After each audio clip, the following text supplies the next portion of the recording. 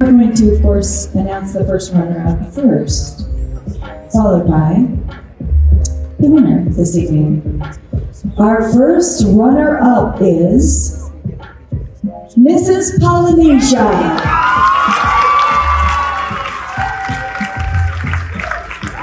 And the winner of Mrs. World is Mrs. India.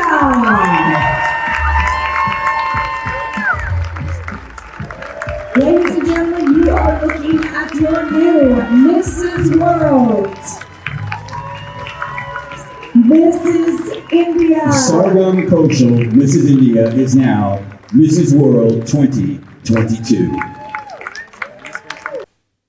सरगम कौशल को miss world 2022 का title मिला है। शी बिलोंग्स टू इंडिया और India में भी जम्मू कश्मीर की रहने वाली हैं। इससे पहले 2001 के अंदर एक्टर मॉडल अदिति गोवित्रिकर थी, उनको मिस वर्ल्ड का टाइटल मिला था। मीनवाइल जो मिस वर्ल्ड का जो पहला पेजेंट था मैरिड वुमेन के लिए, वो 1984 में एस्टैब्लिश हुआ था। पहले इसको miss women of the world बोला जाता था, लेकिन 1988 में इसको मिस वर्ल्ड में चेंज कर दिया गया था। मोर देन 80 नेशंस जो हैं इस मिस वर्ल्ड में ओवर द ईयर पार्टिसिपेट करते हैं एंड इसमें मेजॉरिटी ऑफ विक्ट्री जो गई है ना अभी तक वो अमेरिकन्स को ही गई है टिल नाउ। इससे पहले 21 साल पहले इंडिया के पास ये टाइटल आया था एंड जो लास्ट इसके जो चैंपियंस थे वो थे from the Americans and first runner up और सेकंड रनर अप जो है वो गया मिस पोलिनेशिया को और मिस कनाडा को। Right now at this moment इसमें 63 कंट्रीज़ ने पार्टिसिपेट किया था। सो इंडिया के लिए ये एक अचीवमेंट ही है एंड कॉन्ग्रेचुलेशंस टू मिस सरगम कौशल। प्रणाम देवियों और सज्जनों, the Hindu newspaper analysis video में 3 कलर के आपको हाईलाइट्स मिलेंगे। सैफरन कलर का मतलब हो कि उस टॉपिक को डिटेल में एक्सप्लेन किया गया है। येलो कलर का मतलब हो कि वो एडिटोरियल्स हैं और ग्रीन कलर का मतलब है कि ये सिर्फ हेडलाइंस ही है, इसको सिर्फ हेडलाइन को रीड करके इग्नोर कर देना है, इसके डेप्थ में जाने की ज़रूरत नहीं है। सीक्वेंस इस तरीके से होने वाला है, पहले हम लोग प्रीवियस डे के टॉपिक को रिवाइज करेंगे, फिर हम लोग 2 मिनट लगाएंगे और सारी हेडलाइंस को रीड करेंगे, जिसमें हम लोग मेजर टॉपिक्स की, एडिटोरियल्स की और जो ग्रीन वाली हेडलाइंस है सबके थ्रू गो थ्रू करेंगे। यहाँ पर हम लोग ग्रीन हेडलाइंस को हल्का सा 1-2 मिनट का टाइम दे करके एक्सप्लेन भी कर देंगे। देन हमारा टाइम आएगा मेजर न्यूज़ जो है उनको एक्सप्लेन करने का। इसमें we will be covering the topic in detail, तो जो टॉपिक सैफरन कलर में होंगे इनको डिटेल में पढ़ेंगे। फिर हम लोग एडिटोरियल्स को एग्जाम पॉइंट ऑफ व्यू से पढ़ेंगे। आपको नोट्स वगैरह बनाने की ज़रूरत नहीं है। ऐसा कर सकते हो कि जैसे आज ही वीडियो देख रहे हो, आज से 2 दिन बाद का एक सीक्वेंस बना लो।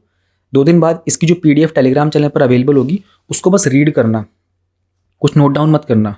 मैं तो कहूँगा न्यूज़पेपर से और इस PDF वगैरह से नोट डाउन मत करो, सिर्फ रीड करो, अवेयर रहो एंड एक पेन और पेपर साथ में ज़रूर रखो, क्योंकि नोट्स तो नहीं बट कुछ वीडियो में ऐसी इंपॉर्टेंट बातें कभी कभी आ जाती हैं जो शायद नोट डाउन करनी पड़े।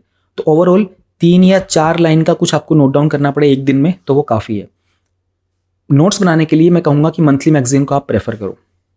PDF टेलीग्राम चैनल पर मिल जाएगी आपको इस वीडियो के अपलोड होने के कुछ देर बाद। टेलीग्राम चैनल का लिंक नीचे वीडियो को डिस्क्रिप्शन में गिवन है। Let's start. Let us revise 19 December topics quickly. हमारे जो वन लाइनर्स थे उसमें सबसे पहले आया था India skills report.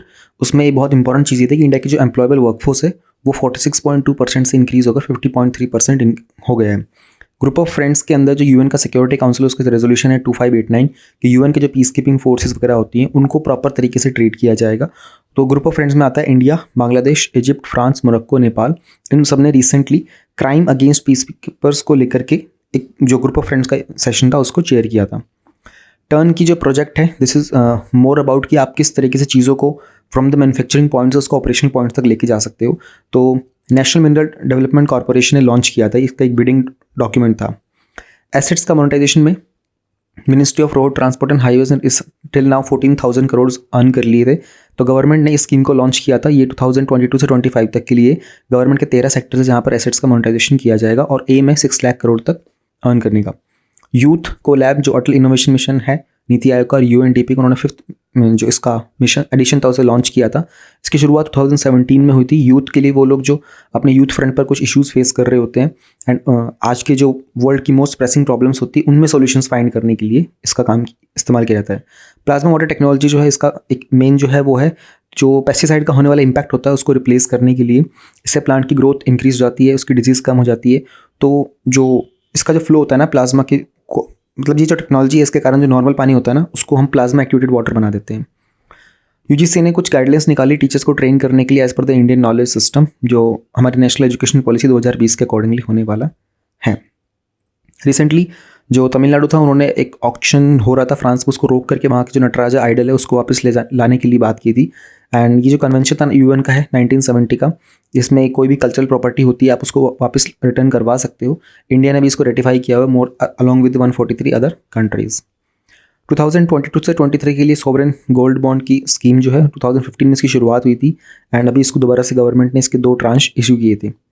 Five eyes intelligence के अंदर 5 कंट्रीज आती हैं, ऑस्ट्रेलिया, कनाडा, न्यूजीलैंड, यूके और यूएस। इनका जनरली काम होता है कि वर्ल्ड वॉर 2 के बाद से इन्होंने अपनी इंटेलिजेंस को शेयर करना स्टार्ट किया था and they keep eye on other countries also.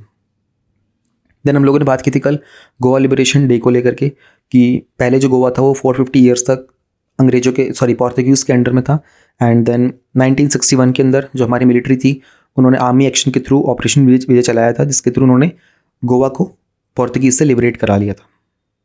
Then we talked about this topic कि is the RTI act fulfilling its purpose. 2005 में हमारा आरटीआई का एक्ट आया था, उस पर ट्रांसपेरेंसी और अकाउंटेबिलिटी इंक्रीज़ करने के लिए तो बात की गई थी क्या अपने पर्पस को फुलफिल कर रहा है। देन इट वाज कि यस, हाँ, जो सिटीजन्स होते हैं अपने बेसिक राइट्स के लिए यहाँ पर क्वेश्चन रेज करते हैं। इन्फॉर्मेशन कमिश्नर जो होते हैं उनके थ्रू हमारे को इन्फॉर्मेशन मिल जाती है।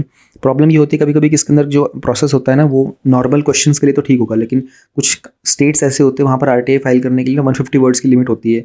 कभी हाई कोर्ट जैसी जगह पर अगर कुछ क्वेश्चन फाइल करना होता है तो उनका एक प्रॉपर परफॉर्मा होता है और डिपेंड करता है आप किस तरह का क्वेश्चन पूछ रहे हो, उस तरह के हिसाब से आपको फाइल करना। आपको बेसिक पूछना है कि मेरी सैलरी नहीं आई है, कहाँ अटकी हुई है ना, मेरी कोई फंडामेंटल राइट था कौन सा है नहीं है, मेरा उस पर केस पे क्या स्टेटस अपडेट है, तो वो ईजिली बता देंगे। बट जब चीज़ें होती हैं करप्शन की, ब्राइब की, तो उसमें थोड़ा सा टाइम लग जाता है। तो क्या ये ट्रांसपेरेंसी है गवर्नमेंट के बीच में और उनके बीच में? तो अभी तक तो चीज़ें जो थी वो बहुत हद तक चल रही थी एंड कभी कभी जो ऑफिसर्स होते हैं वो इन्फॉर्मेशन शेयर करना नहीं चाहते। उसमें कहा जाता है कि ब्यूरोक्रेसी जो है ना वो इंटरनली ही अपने आप को इतना इनकरेज नहीं करते हैं एंड इन्फॉर्मेशन को। और सेकंड जो होता है डेटा सेट को मेंटेन करना बड़ा मुश्किल हो जाता है। कोविड के टाइम पर काफ़ी प्रॉब्लम्स भी आ रही थी, लोगों ने पूछा था ऑक्सीजन के बारे में, सिलेंडर के क्वेश्चन पूछे जा रहे थे, उनके बारे में इन्फॉर्मेशन नहीं मिल पा रही थी, गवर्नमेंट का फंड कहाँ इन्वेस्ट किया जा रहा है। लेकिन इतने सब हो जाने के बावजूद भी बहुत सारे जो विसल ब्लोअर्स होते हैं उनके ऊपर भी अटैक होता है, आरटीआई के जो एक्टिविस्ट होते हैं उन पर भी अटैक होता है। ऑल दीज थिंग्स हैपन, उसके बावजूद भी जो आरटीआई का जो एक्ट है वो एक्सटेंसिवली यूज़ किया जा रहा है। तो इसमें अमेंडमेंट लाने की कोशिश की गई थी जब इसकी शुरुआत हुई थी ना 2005 में, तो उसके 10 महीने बाद ही उसमें यूपी गवर्नमेंट इस एक्ट को लेके आई थी। उन्होंने खुद इसको अमेंड करने की कोशिश की थी बट 2019 में एनडीए गवर्नमेंट ने इसमें चेंजेस किए थे। तो जो इन्फॉर्मेशन कमिश्नर होता है ना, उनके टेन्योर वगैरह की जो पावर होती है, उनका अपॉइंटमेंट वगैरह, उन्होंने थोड़ा सा इलेक्शन कमीशन के पहले इक्वल हुआ करता था, उसको फिर बाद में रिड्यूस करके गवर्नमेंट ने अपने कंट्रोल में ले लिया था। तो यस, सो फार इस एडिटोरियल की एंडिंग कंक्लूजन ये था कि हाँ, अभी तक इसने अपना पर्पस को सर्व किया है।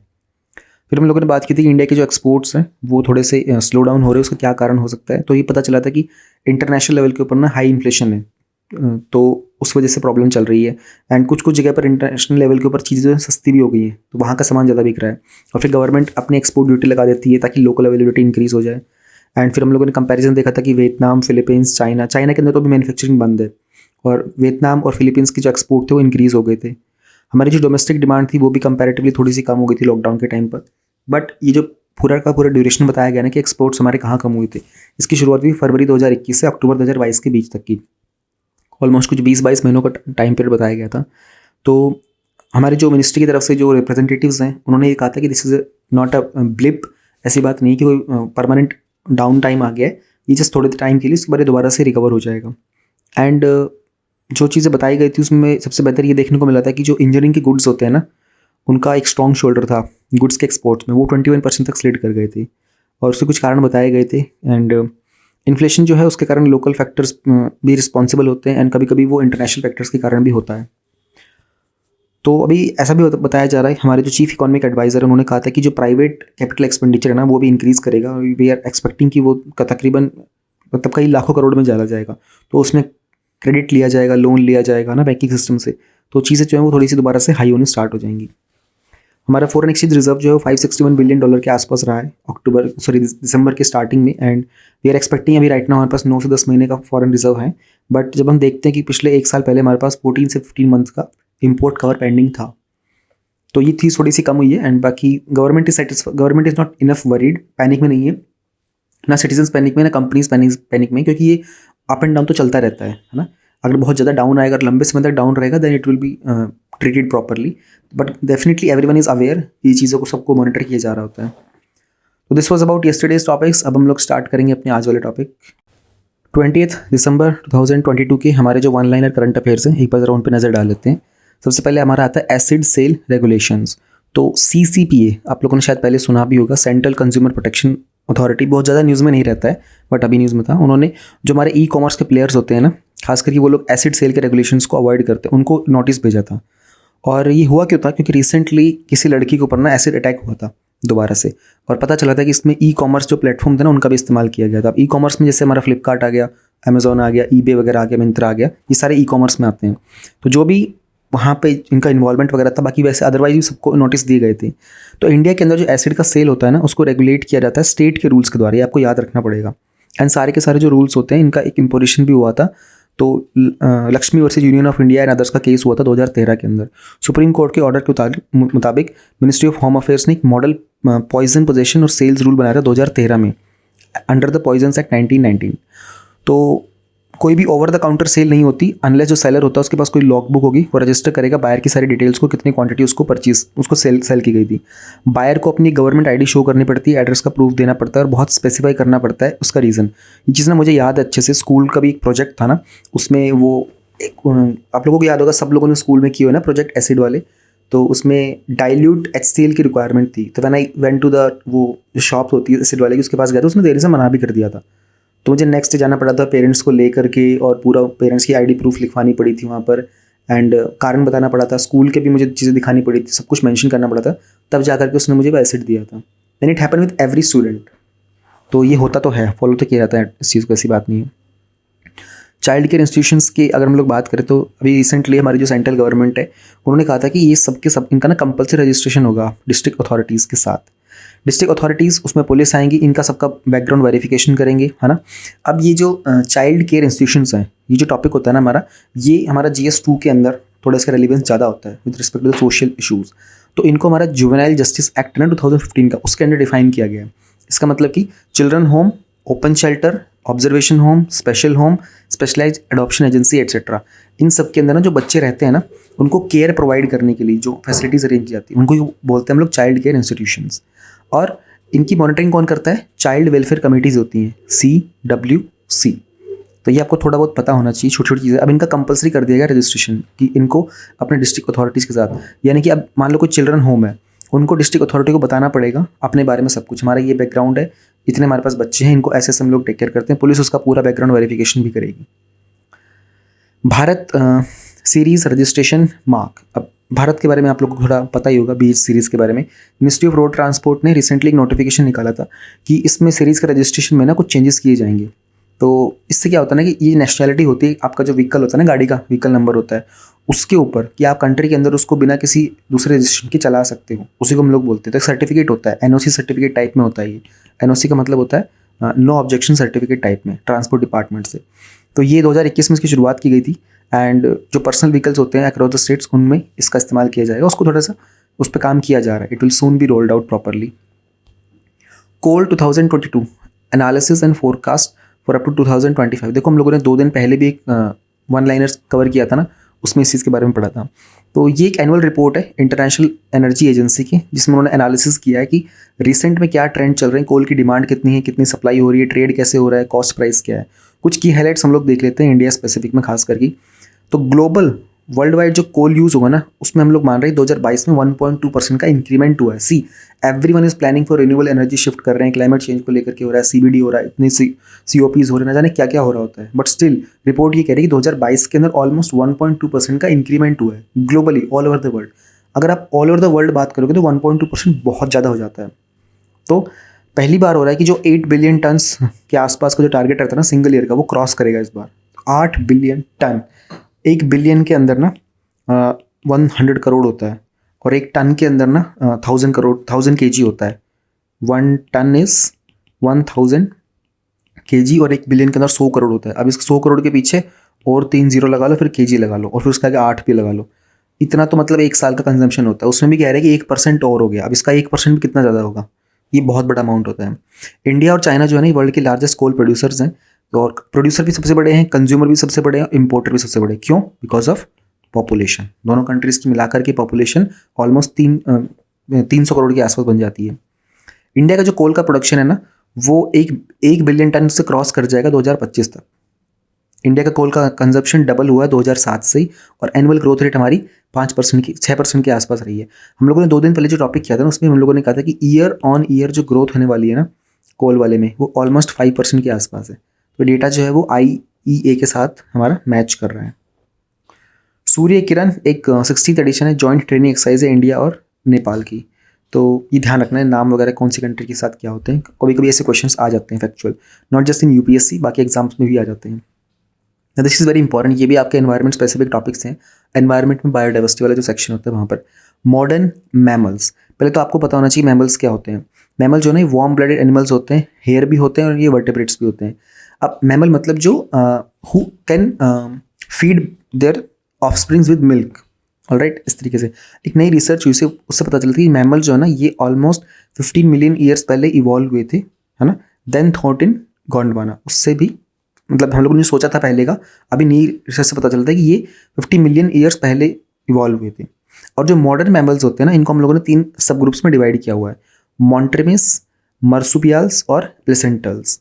ये प्रिमिटिव मैमल्स होते हैं। प्रिमिटिव मतलब कि जो सबसे पहले बिल्कुल आदि जो होते हैं, है ना, इनके ये बहुत ही बड़े बड़े अंडे देते हैं, लार्ज एग्स देते हैं, और इनका डाइजेस्टिव सिस्टम वगैरह के पास नहीं बहुत बड़ी सी कॉमन ओपनिंग होती है। इसमें जो ऑस्ट्रेलिया रीजन का जो जैसे प्लेटेपस होता है, अरे इसमें बहुत बचपन से प्रोनाउंस नहीं कर पा रहा है, स्कूल में भी था ना बुक में, साइंस बुक में, तब भी प्लेटेपस होता है और एकिडना होता है, ये मैमल्स होते हैं सारे के सारे। फिर मर्सुपियल्स होते हैं, ये होते हैं जिनके जो यंग वन होते हैं ना वो इनकम्प्लीटली डेवलप्ड होते हैं, यानी कि जो बच्चे को जन्म देते हैं ना ये, वो बच्चा जन्म के बाद बाहर आके और ज़्यादा डेवलप होता है। तो जैसे ये भी जनरली ऑस्ट्रेलिया में और न्यू गिनी में मिलते हैं, जैसे ट्री कंगारू हो गया, है ना, मैक्रोपोड्स हो गया। एक होते हैं प्लेसेंटल्स, इसमें ये जब तक इनका पूरा प्रॉपर डेवलपमेंट नहीं हो पाता ना, जब तक ये अपने जो फीटस होता है ना उसके अंदर प्लेसेंटा के साथ कनेक्टेड होते हैं, जैसे ह्यूमन बींग्स होते हैं ना उस तरीके से। तो बस इसमें नई रिसर्च में ये पता चला था कि they may have evolve 50 million years earlier, है ना, जो हम लोगों ने पहले सोचा था। और 3 तरह के आपको पता चल गए, ये 3 तरह के ज़रा ध्यान में रखिएगा, इस तरह के क्वेश्चन एग्जाम में आ जाते हैं। Remains of fossil lizards and snake. Recently fossil lizards, fossil तो आपको पता ही होगा, लिजर्ड्स और स्नेक, छिपकली और सांप के फॉसिल्स कुछ डिस्कवर हुए थे हिमाचल प्रदेश के हरितायल नगर में। और ऐसा पता चल रहा है कि जो क्लाइमेट था ना लेट मायोसिन होमिनिड का, यानी कि ऑलमोस्ट 9.1 मिलियन ईयर्स, वो देखो 1 मिलियन के अंदर होता है 10 लाख, आगे आप कैलकुलेट कर लेना, और 1 बिलियन के अंदर होता है 100 करोड़, ये भूलना मत। फॉसिल्स जो है ना, फॉसिल का मतलब ये होता है कि एक टाइम पीरियड के टाइम, मतलब जब भी थे ये अवेलेबल उस टाइम पर ये रह गए थे, they couldn't get completely destroyed, so some remains are there. ये बहुत ही प्रिजर्व्ड रिमेन्स होते हैं, प्लांट के भी हो सकते हैं, एनिमल्स के भी हो सकते हैं, सेडिमेंट्स के अंदर इनकी बॉडीज रह जाती है। तो लिजर्ड और जो स्नेक्स होते हैं ना, कोल्ड ब्लडेड स्क्वेमेट्स होते हैं, है ना, और डाइवर्स एरिया में डिस्ट्रीब्यूटेड होते हैं because of the temperature range. सांप जो होता है वो भी ज़मीन में जब रहता है तो टेम्परेचर चेक करता है। अब सांप अपना बिल तो बनाता नहीं है, ये हम सबको पता है। चूहा जो होता है ना, चूहे का जो बिल होता है, सांप उस पर अटैक करता है, चूहे को मार देता है, उसके बिल में अपना रहना स्टार्ट कर देता है। वैसे सांप का कोई ज़रूरी नहीं है कि हैबिटेट जो है वो बिल ही होता है ज़मीन के अंदर, सांप और भी जगह पर पाए जाते हैं। तो इस तरीके से हम लोगों को पास्ट के क्लाइमेट के बारे में थोड़ा आइडिया लग गया कि किस एरिया में जहाँ पर भी लिजर्ड्स मिले हैं, जहाँ पर ये स्नेक्स मिले, है ना, उस एरिया की 15 से 18 डिग्री सेल्सियस तक का टेम्परेचर रेंज था, क्योंकि ये उसी टेम्परेचर रेंज में पाए जाते हैं। तो ऐसे आइडिया लग जाता है कि उस समय पर टेम्परेचर क्या रहा होगा। Now we have this odd radio circles, ORCs। एक नई रिसर्च हुई है फ्रॉम द इंडियन साइंटिस्ट की तरफ से, उन्होंने कुछ ORCs के बारे में कुछ एक्सप्लेनेशन दिया है। तो अकॉर्डिंगली कुछ ORCs जो है ना, they came from supernova explosions या फिर मैसिव ब्लॉक्स। ये ओड रेडियो सर्कल्स, ये बेसिकली क्या होते हैं ना, इसमें ORCs they are as brightened, low surface की ब्राइटनेस होती है, हाईली एक्टिव ब्लैक होल होता है at its center, right. This is a phenomena that happens in the space. पहली बार 2019 में इनको डिस्कवर किया गया था एस्केप के द्वारा, जो कि Australian square kilometre array pathfinder उसके द्वारा। तो अभी तक जो एस्ट्रोनॉमर्स हैं उनको ORCs जो है रेडियो वेवलेंथ्स में डिस्कवर हुए हैं, जो कि बहुत ही एक्स्ट्रा गैलेक्टिक हैं। तो ये विजिबल लाइट में है, इंफ्रारेड और एक्सरे टेलीस्कोप जो है ना, they are wait to spot them despite their massive size. देखो ना विजिबल लाइट से पता चल पाया, ना इंफ्रारेड से, ना एक्सरे से, अभी तक ये रेडियो वेवलेंथ से पता चल पाया है। This is a extra galactic phenomena that happened in the space. तो इसके सेंटर में ब्लैक होल होता है, odd radio circle. See this thing is something, ये इंडियन साइंटिस्ट की तरफ से उन्होंने कुछ एक्सप्लेनेशन दिए हैं इसके ऊपर, तो maybe there can be a question based on this. Black hole के ऊपर 2 बार क्वेश्चन आ चुका है UPSC के प्रीलिम्स में। Now we have doxxing. Twitter ने रिसेंटली, कुछ जर्नलिस्ट हैं US के, उनका एंटी डॉक्सिक पॉलिसी के अंदर उनका ट्विटर के अकाउंट को सस्पेंड किया था। डॉक्सिंग बोल सकते हैं इसको। ये ड्रॉपिंग डॉक्स और डॉक्यूमेंट्स एक मैलिशियस प्रैक्टिस होती है। इसमें आप बहुत सारा प्राइवेट इन्फॉर्मेशन को रिलीज कर देते हो ऑनलाइन बिना उस पर्सन की परमिशन के। तो फॉर एग्जांपल कोई पर्सन ए है और एक पर्सन बी है। ए के पास ना बी की तो कुछ इन्फॉर्मेशन है, प्राइवेट इन्फॉर्मेशन, और ए जो है ट्विटर पे जाकर के उसकी इन्फॉर्मेशन को पोस्ट कर देगा। इसको बोलते हैं डॉक्सिंग। अब इसमें यूजुअली ये ए जो है ना वो बी को हरास करना चाह रहा है, उसको थ्रेटन करना चाह रहा है, उसको शेम करना चाह रहा है, उससे कुछ बदला लेना चाह रहा होगा, रिवेंज लेना चाह रहा होगा। तो यहाँ पर जो डॉक्सिंग है ना, इसको एक लीगली डिफाइन ये ना डॉक्सिंग है यार, एन आएगा इसमें, DOXXING। डॉक्यूमेंट डॉक्स जैसे वर्ड की फाइल होती है ना, उसका एक्सटेंशन होता है ना DOCX, ये उस तरीके से डॉक्सिंग है। तो कुछ लोग सोचते हैं कि ये सिर्फ प्राइवेट इन्फॉर्मेशन पर अप्लाई होता है, कुछ लोगों को लगता है कि ये पब्लिक इन्फॉर्मेशन के लिए भी है। तो इसलिए हमारे पास कोई इसकी लीगली डिफाइंड टर्म नहीं है।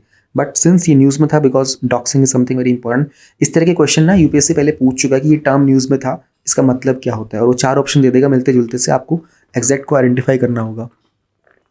देन हमारा जो वन लाइनर्स में एक टॉपिक है वो है कन्हेरी केव्स।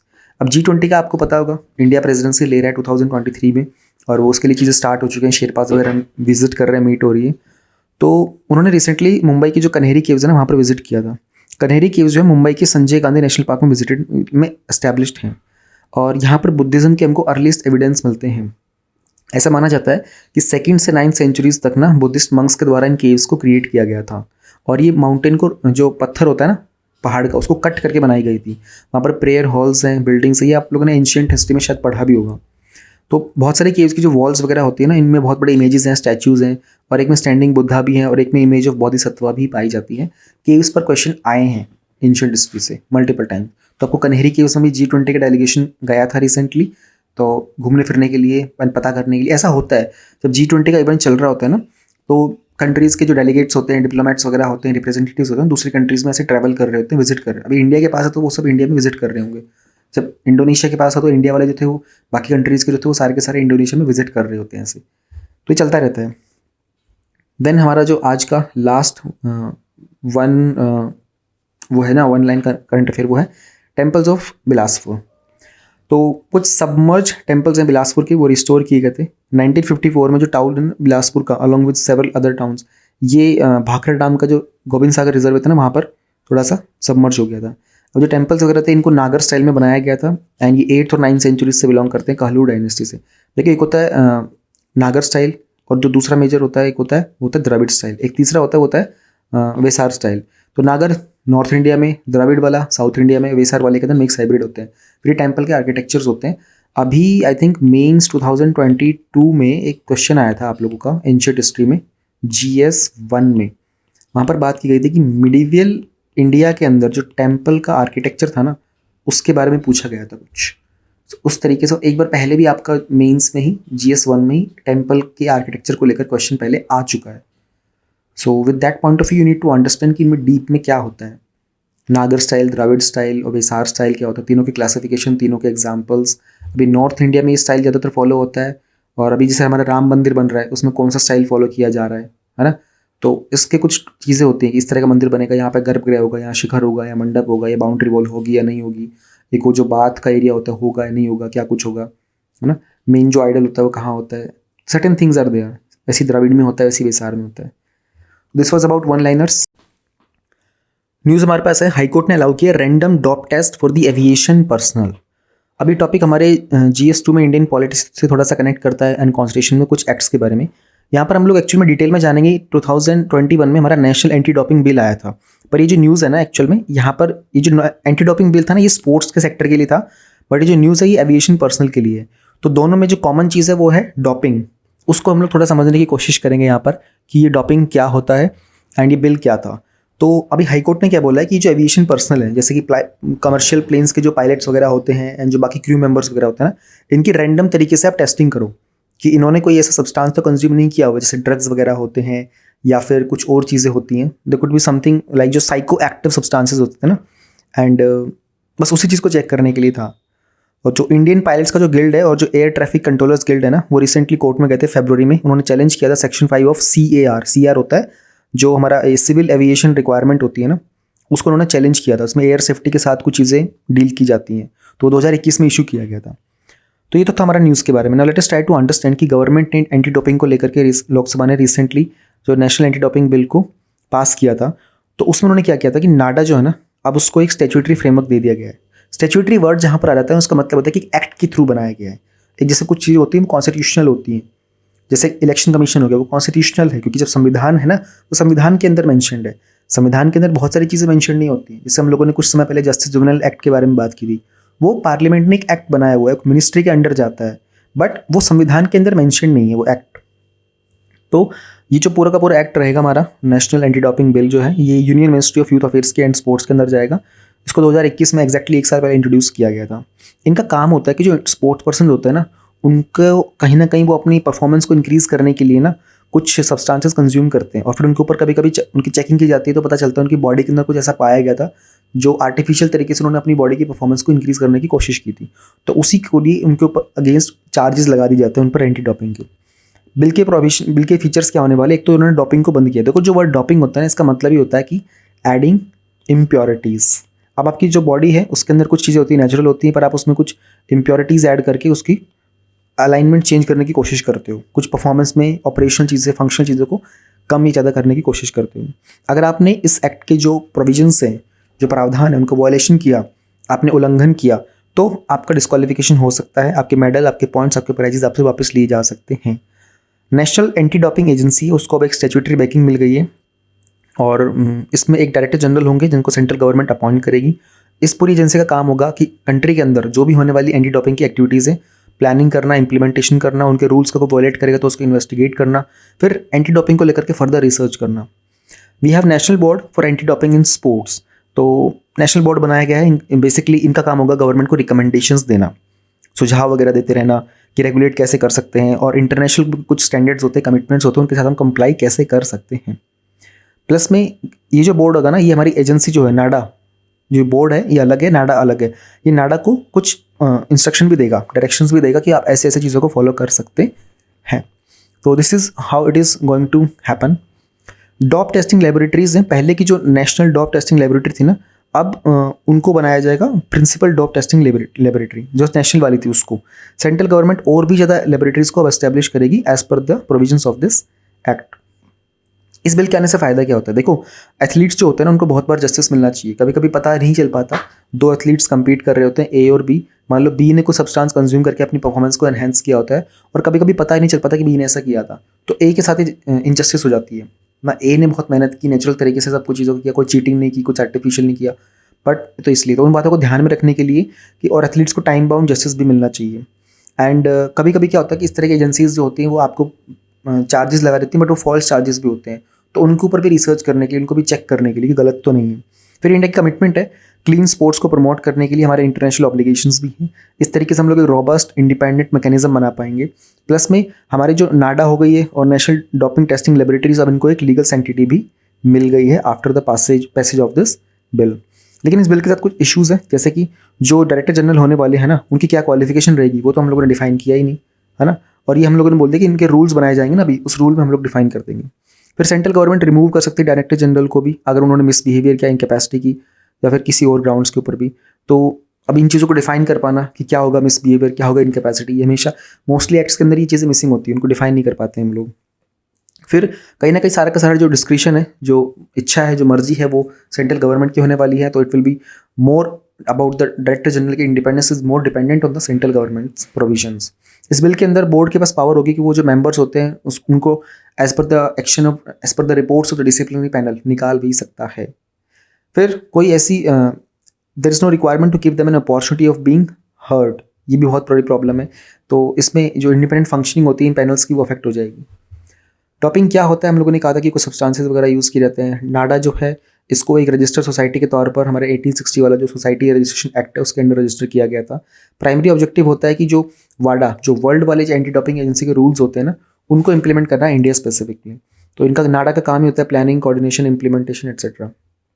वाडा को 1999 में सेटअप किया गया था, एंड ये इंटरनेशनल ओलंपिक कमेटी के द्वारा सेटअप किया गया था। इसको यूनेस्को का जो इंटरनेशनल कन्वेंशन है ना अगेंस्ट डोपिंग इन स्पोर्ट, उनके द्वारा भी 2005 में रिकॉग्नाइज किया गया था। इनका काम ही होता है एंटी डोपिंग रेगुलेशंस के ऊपर काम करना।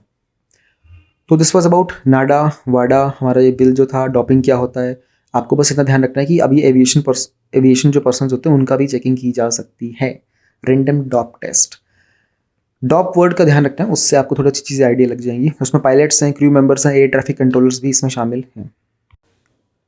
Next news we have is Arvind Kejriwal ji जो दिल्ली के चीफ मिनिस्टर हैं, उन्होंने कहा है कि बॉयकॉट करो चाइनीज़ गुड्स को, एंड सेंट्रल गवर्नमेंट को भी उन्होंने थोड़ा सा स्लैम किया था with respect to the trade with China. GS2 में हम लोग इस टॉपिक को इंटरनेशनल रिलेशंस में देखेंगे, और GS3 में जो मैन्युफैक्चरिंग सेक्टर है वहाँ से हम उसको कनेक्ट करने की कोशिश करेंगे। तो उन्होंने कहा कि इंडिया जो है वो हमारे मैन्युफैक्चरिंग हब को एक प्रॉपर अपॉर्चुनिटी नहीं दे पा रहा है, एंड उन्होंने कहा था नेशनलिज्म की बात करने के लिए कि गवर्नमेंट जो है वो अपॉर्चुनिटीज़ की बात कर रही है, but they need to make sure कि अब हुआ ये था ना कि जब पहले इंडिया और चाइना की जब गलवान वैली में हुआ था ना जो इशू हुआ था, उसके बाद बॉयकॉट को लेकर के ना तब से थोड़ी सी बातें स्टार्ट हो गई थी। उसी में ये भी देखने की कोशिश की गई थी कि कैसे हम लोग चाइना को रिटेलिएट कर सकते हैं in the trade, and government of India ने उस टाइम पर एक्टिवली कंसिडर भी किया था कि हमारे जो प्राइवेट प्लेयर्स होते हैं उनको नज करना स्टार्ट करें कि अपने आप को चाइना के द्वारा जो बनाए गए इक्विपमेंट्स हैं ना उनसे इंडिपेंडेंट कर लें, उनसे कोशिश करें कि खुद अपनी चीज़ों को ग्रो करें। हालांकि इंडिया की जो डिपेंडेंस है ना चाइनीज़ मैन्युफैक्चर के ऊपर, उसके कारण से बॉयकॉट जो होता है ना बहुत हद तक सक्सेसफुल नहीं हो सकता। तो इंडिया के लिए इसका कुछ एडवर्स इंपैक्ट रहेगा रादर देन सब इन फेवरिंग इंडिया। अब हम जरा देखते हैं, इस चीज़ को समझने की कोशिश करते हैं जो केजरीवाल जी ने ये स्टेटमेंट दिया था उसको लेकर के। There is a need for revisiting India's trade policy in relation to China. पहले तो हमारा जो ट्रेड का डेफिसिट है ना वो बहुत बड़ा है। देखो कल हम लोगों ने ट्रेड के डेफिसिट को मैंने थोड़ा सा आप लोगों को समझाने की कोशिश की थी, उन्होंने कल की वीडियो देखी उनको थोड़ा याद होगा।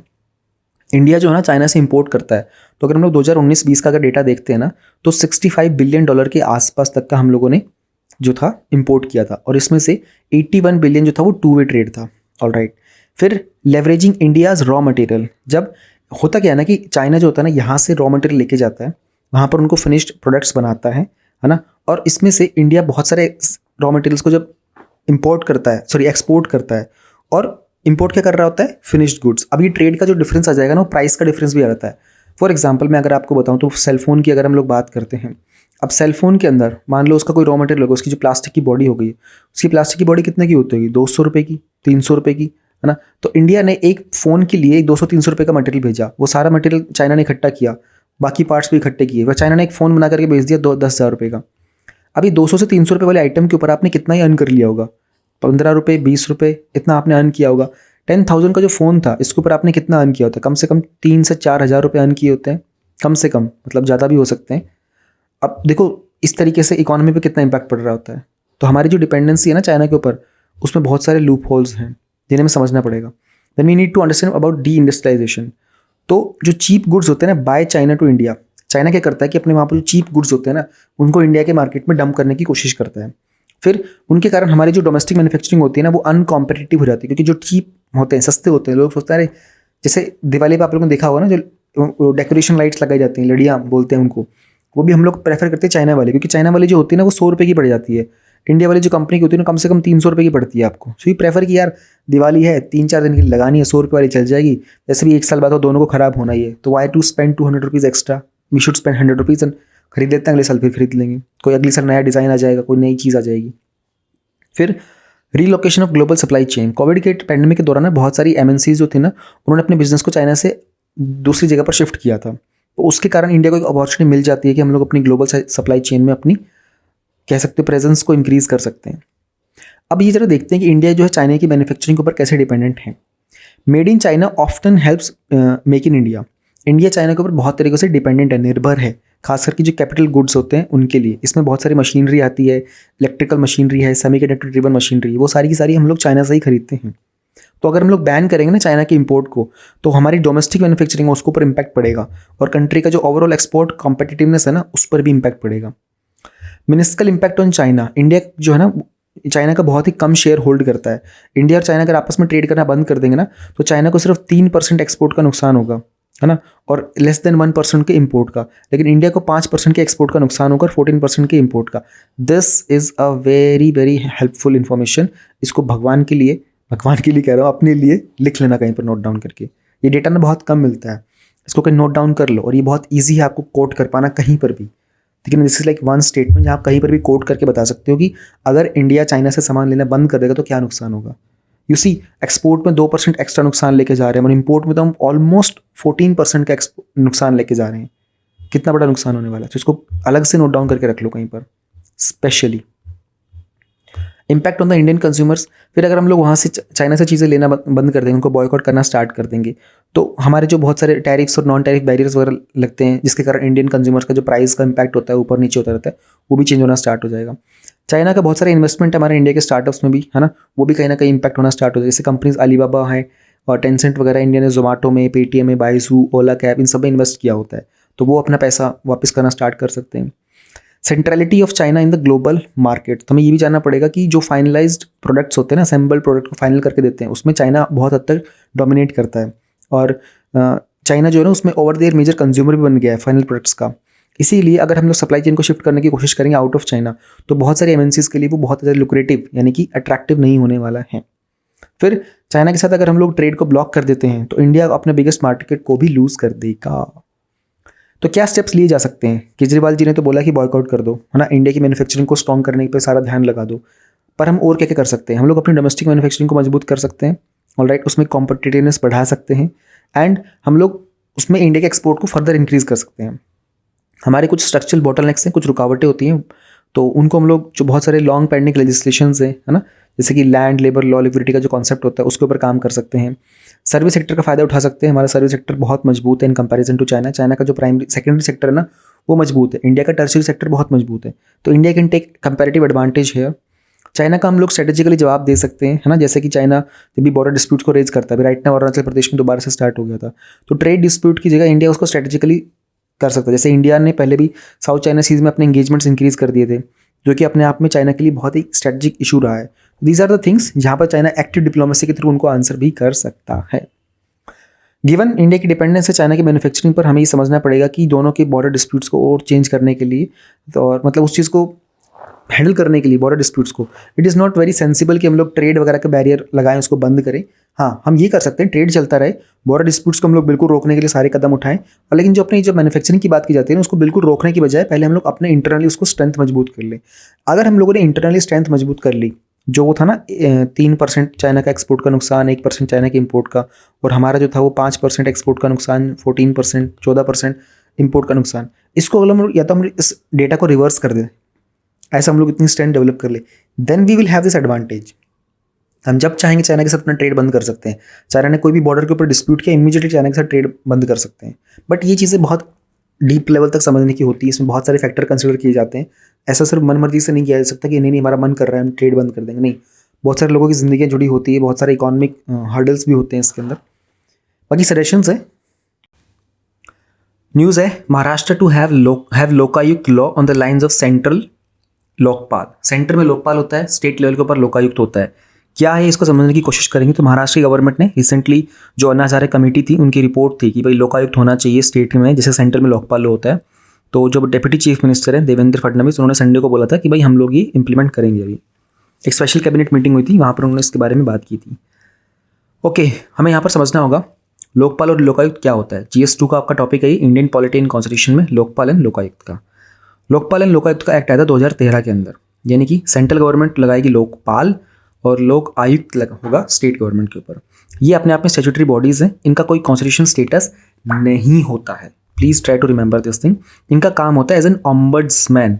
ऑम्बड्समैन का मतलब ये होता है कि एक तरीके से जैसे RBI के पास ना एक ऑम्बड्समैन का फीचर होता है, वो क्या करते हैं, आपकी कंप्लेंट्स वगैरह को आइडेंटिफाई करते हैं, फिगर आउट करने की कोशिश करते हैं कहाँ शिकायतें आ रही हैं।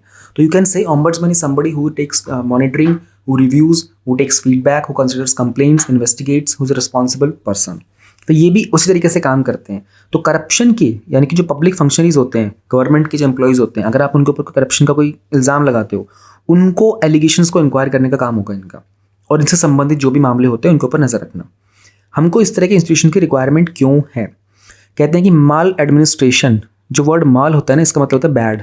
जैसे कि जो वर्ड होता है ना बोना, उसका मतलब होता है गुड, ट्रस्टवर्दी।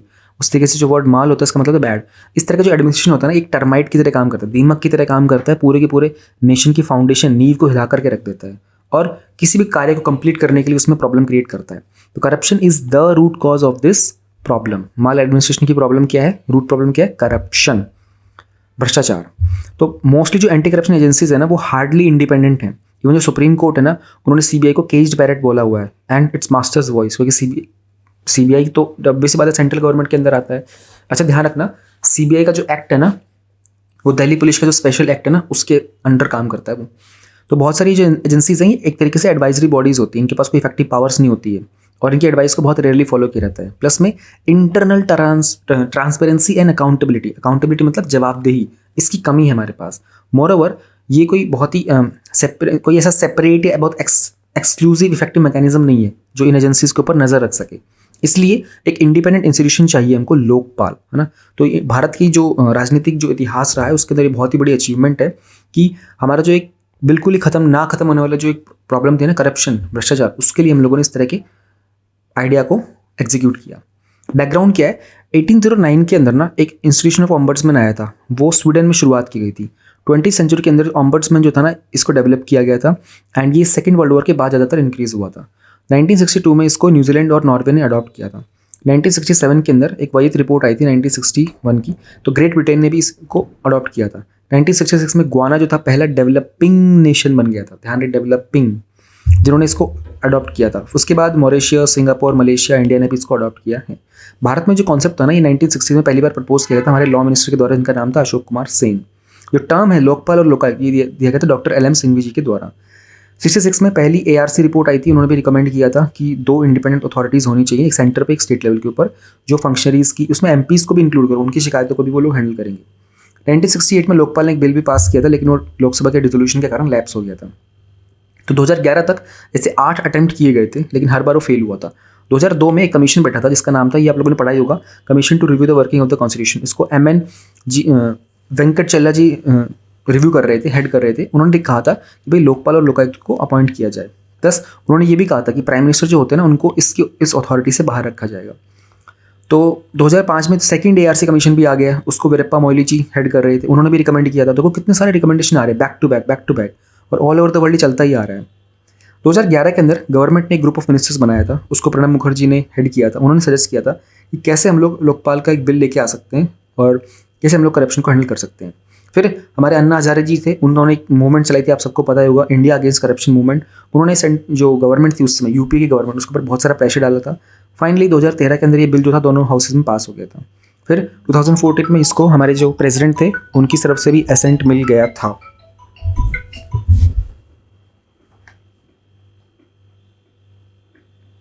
ओके, की प्रोविजंस क्या होते हैं, सॉरी बीच में फ़ोन बज गया, मैं ध्यान नहीं रहा, साइलेंट करना उसको। की प्रोविजंस होते हैं इस बिल के लोकायुक्त के, लोकपाल के। तो इसमें अमेंडमेंट किया था 2016 के अंदर, तो 2013 का एक्ट था एंड उसको फर्दर अमेंड किया गया था।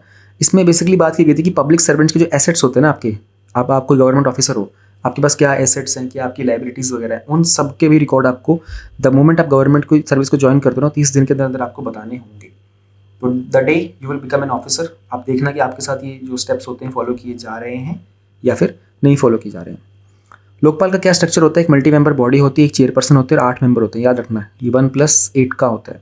चेयरपर्सन जो होंगे या तो former chief justice of India होंगे या फिर कोई फॉर्मर जज हो सकते हैं सुप्रीम कोर्ट के उनकी। और जो बाकी मेंबर्स होते हैं उनके पास स्पेशल नॉलेज होनी चाहिए, एक्सपर्टीज़ होनी चाहिए, कम से कम 25 साल का एक्सपीरियंस होना चाहिए। जो मैक्सिमम जो 8 मेंबर्स हैं उसमें से जुडिशियल मेंबर्स 50% जो होंगे SC, ST, OBC और माइनॉरिटीज़ एंड वुमेन से आएंगे। जुडिशियल मेंबर जो होते हैं उसमें लोकपाल जो होगा या तो कोई सुप्रीम कोर्ट का जज होगा या फिर फॉर्मर चीफ जस्टिस होगा। नॉन जुडिशियल मेंबर जो होते हैं वो एक एमिनेंट पर्सन होना चाहिए, उसके पास भी तकरीबन 25 साल का एक्सपीरियंस होना चाहिए। जो टर्म ऑफ ऑफिस है ना चेयरमैन का और मेंबर का 5 साल का या फिर 70 साल की उम्र तक का है। मेंबर्स को अपॉइंट करेंगे प्रेसिडेंट एक सिलेक्शन कमेटी के द्वारा। सिलेक्शन कमेटी में प्राइम मिनिस्टर होंगे, स्पीकर ऑफ लोकसभा होंगे, लीडर होंगे लोकसभा के, चीफ जस्टिस ऑफ इंडिया भी होंगे और एक जज भी होगा। एंड एक लोकपाल सर्च कमेटी भी होगी। तो इस एक्ट 2013 के अंदर बताया गया था ये कमेटी बनाई जाएगी, उसके अंदर इनके नाम पिक करने के लिए, है ना। तो 2018 में गवर्नमेंट ने एक सर्च कमेटी बनाई थी, इसको फॉर्मर सुप्रीम कोर्ट के जज थे जस्टिस रंजना प्रकाश देसाई, वो उनको हेड कर रहे थे। अब इंपॉर्टेंट ये है कि क्या क्या इस के जुरिस्डिक्शन के अंदर आता है। तो लोकपाल के अंदर prime minister, ministers, MPs, group A, B, C, D के ऑफिसर्स और जो सेंट्रल गवर्नमेंट के बाकी ऑफिशियल्स होते हैं सब आते हैं।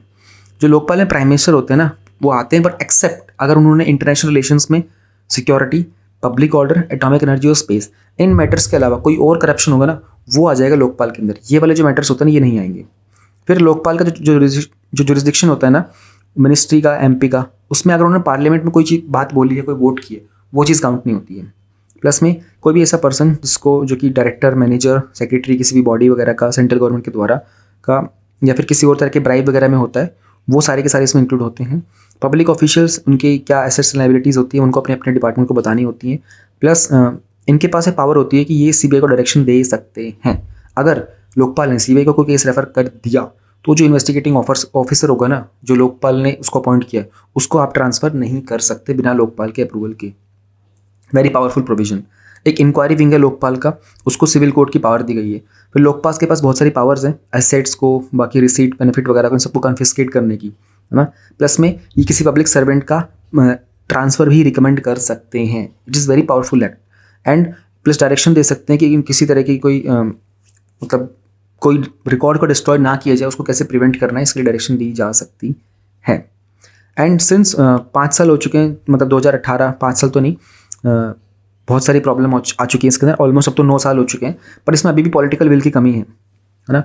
एंड इसमें पॉलिटिकल इन्फ्लुएंस से फ्री नहीं है, बहुत बार इसमें राजनीतिक प्रभाव रहता ही है। जो सीनियर लीडर्स होते हैं, क्योंकि जो सर्च कमेटी है, सिलेक्शन कमेटी है, उसमें कहीं ना कहीं जो लीडर्स होते हैं उनका इन्फ्लुएंस होता ही है।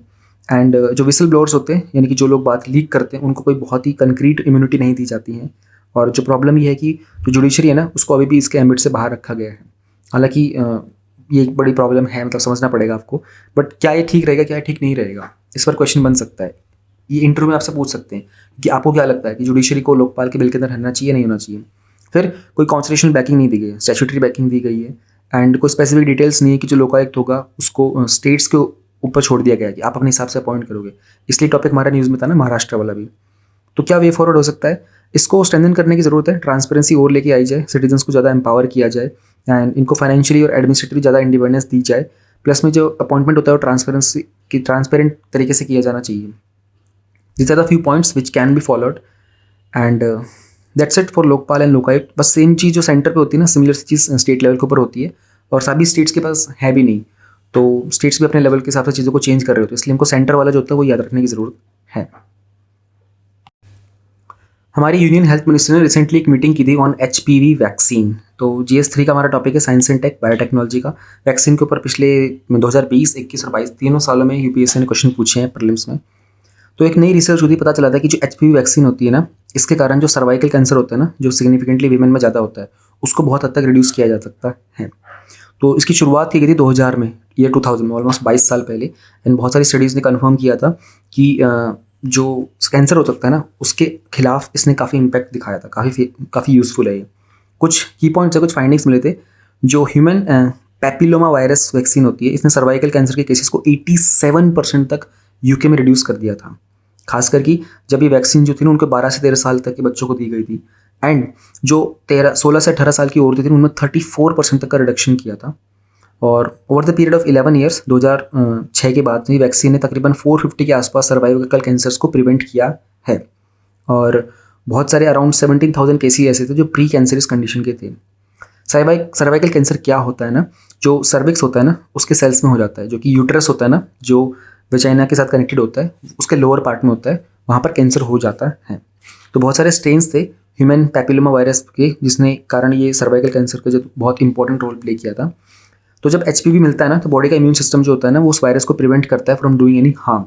और स्मॉल परसेंटेज के कुछ ऐसे भी लोग थे जहाँ पर जो वायरस था ना, बहुत सालों तक सर्वाइव कर रहा था, जिसके कारण जो प्रोसेस था ना, वो और ज़्यादा मतलब मल्टीप्लाई होता जा रहा था और कैंसर सेल बन जाते हैं। तो HPV की वैक्सीन जो होती है ना, वो इसके 2 कैंसर कॉजिंग स्ट्रेन्स होते हैं, HPV 16 और 18, उनसे प्रिवेंट करती है। ह्यूमन पैपिलोमा वायरस जो है मोस्ट कॉमन वायरल इन्फेक्शन होता है रिप्रोडक्टिव ट्रैक्ट का, और इसमें 100 टाइप्स से ज़्यादा HPV होते हैं। मोर देन 40 टाइप्स जो होते हैं वो डायरेक्ट सेक्शुअल कॉन्टैक्ट के कारण हो जाते हैं। इसमें से 40 जो होते हैं, उसमें आउट ऑफ 40 में से 2 होते हैं वो जेनिटल वॉर्ड्स में होते हैं, और तकरीबन 1 डज़न 12 के आसपास ऐसे होते हैं उनके कारण HPV के मतलब बहुत टाइप के कैंसर हो जाते हैं। उसमें सर्वाइकल कैंसर हो गया, एनल हो गया, ओरोफेरिजिनल हो गया, पेनाइल हो गया, वुल्वुलर हो गया, वेजिनल कैंसर हो गया, मल्टीपल टाइप के कैंसर हो सकते हैं। तो कितने टाइप की HPV वैक्सीन होती हैं? तो यहाँ पर 3 टाइप है, क्वाड्रीवेलेंट है, बाईवेलेंट है और नॉन वेलेंट है। इंडियन सिनेरियो के अंदर, इंडिया के अंदर जो 16 से 17% पॉपुलेशन है वर्ल्ड की, उसमें ग्लोबली 27% जो है ना, वो केसेस जो हैं सर्वाइकल के, वो इंडिया से आते हैं। फिर फर्दर इंडिया के अंदर 77% जो केसेस होते हैं वो they are because of HPV 16 and HPV 18। India के अंदर बाईवेलेंट और क्वाड्रीवेलेंट HPV वैक्सीन जो है, इनको 2008 में लाइसेंस मिल गया था, और 2018 में हम लोगों ने नॉन वेलेंट वैक्सीन को जो कि गार्डासिल 9 होता है, उसको भी दे दिया था। ऑफिशियली जो HPV वैक्सीन होती है ना, इसको बॉयज़ के लिए और मेल्स के लिए रिकमेंड नहीं किया जाता। अब ये स्टेटमेंट जो है ना, ये आपका हो सकता है प्रीलिम्स में बन सकता है। This is only for females. Cancer क्या होता है थोड़ा समझ लेते हैं, वैसे हम लोग उसके बारे में बात करते रहते हैं। एक ग्रुप ऑफ डिजीज़ होता है जिसमें सेल जो होता है ना, अपने आप में एक ऑर्गन, ऑलमोस्ट एक ऑर्गन या टिश्यू होता है ना, उसमें एबनॉर्मल तरीके से सेल की ग्रोथ होनी स्टार्ट हो जाती है। अनकंट्रोलेबल तरीके से सेल ग्रो करते हैं, अपनी खुद की बाउंड्री से बियॉन्ड जाकर उनकी ग्रोथ हो जाती है ना, और दूसरे पार्ट में एक्सपेंड होना स्टार्ट हो जाते हैं, और उसके कारण डेथ भी हो सकती है कैंसर के कारण। तो नियोप्लाज्म और जो मेलाइन ट्यूमर होता है ना, वो भी कुछ कॉमन नाम होते हैं कैंसर के ट्यूमर भी। Lung, prostate, colorectal, stomach, liver cancer, ये बहुत कॉमन टाइप के कैंसर होते हैं, है ना। मेन के अंदर, पुरुषों में, महिलाओं के अंदर ब्रेस्ट हो गया, कोलोरेक्टल हो गया, लंग हो गया, सर्वाइकल हो गया, थायराइड हो गया, ये विमेन, महिलाओं के अंदर ज़्यादा कॉमन पाए जाते हैं।